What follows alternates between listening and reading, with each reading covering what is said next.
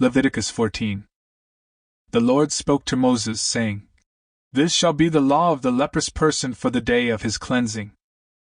He shall be brought to the priest, and the priest shall go out of the camp, and the priest shall look. Then, if the case of leprous disease is healed in the leprous person, the priest shall command them to take for him who is to be cleansed 2 live cleaned birds and cedarwood, and scarlet yarn and hyssop. And the priest shall command them to kill one of the birds in an earthenware vessel over fresh water. He shall take the live bird with the cedarwood and the scarlet yarn and the hyssop, and dip them and the live bird in the blood of the bird that was killed over the fresh water. And he shall sprinkle it 7 times on him who is to be cleansed of the leprous disease. Then he shall pronounce him clean and shall let the living bird go into the open field. And he who is to be cleansed shall wash his clothes and shave off all his hair and bathe himself in water, and he shall be clean. And after that he may come into the camp, but live outside his tent 7 days. And on the 7th day he shall shave off all his hair from his head, his beard, and his eyebrows. He shall shave off all his hair, and then he shall wash his clothes and bathe his body in water, and he shall be clean. And on the 8th day he shall take 2 male lambs without blemish, and 1 ewe lamb a year old without blemish, and a grain offering of 3/10 of an ephah of fine flour mixed with oil, and 1 log of oil. And the priest who cleanses him shall set the man who is to be cleansed and these things before the Lord, at the entrance of the tent of meeting. And the priest shall take 1 of the male lambs and offer it for a guilt offering, along with the log of oil, and wave them for a wave offering before the Lord. And he shall kill the lamb in the place where they kill the sin offering and the burnt offering, in the place of the sanctuary. For the guilt offering, like the sin offering, belongs to the priest, it is most holy. The priest shall take some of the blood of the guilt offering, and the priest shall put it on the lobe of the right ear of him who is to be cleansed, and on the thumb of his right hand, and on the big toe of his right foot. Then the priest shall take some of the log of oil and pour it into the palm of his own left hand, and dip his right finger in the oil that is in his left hand, and sprinkle some oil with his finger 7 times before the Lord. And some of the oil that remains in his hand the priest shall put on the lobe of the right ear of him who is to be cleansed, and on the thumb of his right hand, and on the big toe of his right foot, on top of the blood of the guilt offering. And the rest of the oil that is in the priest's hand he shall put on the head of him who is to be cleansed. Then the priest shall make atonement for him before the Lord. The priest shall offer the sin offering, to make atonement for him who is to be cleansed from his uncleanness. And afterward he shall kill the burnt offering. And the priest shall offer the burnt offering and the grain offering on the altar. Thus the priest shall make atonement for him, and he shall be clean.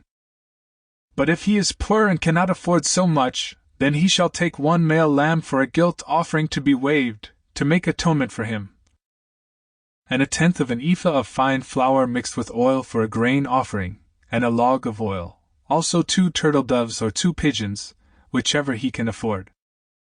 The one shall be a sin offering and the other a burnt offering. And on the 8th day he shall bring them for his cleansing to the priest, to the entrance of the tent of meeting, before the Lord. And the priest shall take the lamb of the guilt offering and the log of oil, and the priest shall wave them for a wave offering before the Lord. And he shall kill the lamb of the guilt offering. And the priest shall take some of the blood of the guilt offering and put it on the lobe of the right ear of him who is to be cleansed, and on the thumb of his right hand, and on the big toe of his right foot. And the priest shall pour some of the oil into the palm of his own left hand, and shall sprinkle with his right finger some of the oil that is in his left hand 7 times before the Lord. And the priest shall put some of the oil that is in his hand on the lobe of the right ear of him who is to be cleansed, and on the thumb of his right hand, and on the big toe of his right foot, in the place where the blood of the guilt offering was put. And the rest of the oil that is in the priest's hand he shall put on the head of him who is to be cleansed, to make atonement for him before the Lord. And he shall offer, of the turtle doves or pigeons, whichever he can afford, 1 for a sin offering and the other for a burnt offering, along with a grain offering. And the priest shall make atonement before the Lord for him who is being cleansed.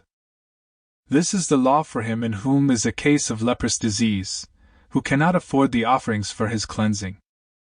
The Lord spoke to Moses and Aaron, saying, When you come into the land of Canaan, which I give you for a possession, and I put a case of leprous disease in a house in the land of your possession, then he who owns the house shall come and tell the priest, There seems to me to be some case of disease in my house. Then the priest shall command that they empty the house before the priest goes to examine the disease, lest all that is in the house be declared unclean. And afterward the priest shall go in to see the house, and he shall examine the disease.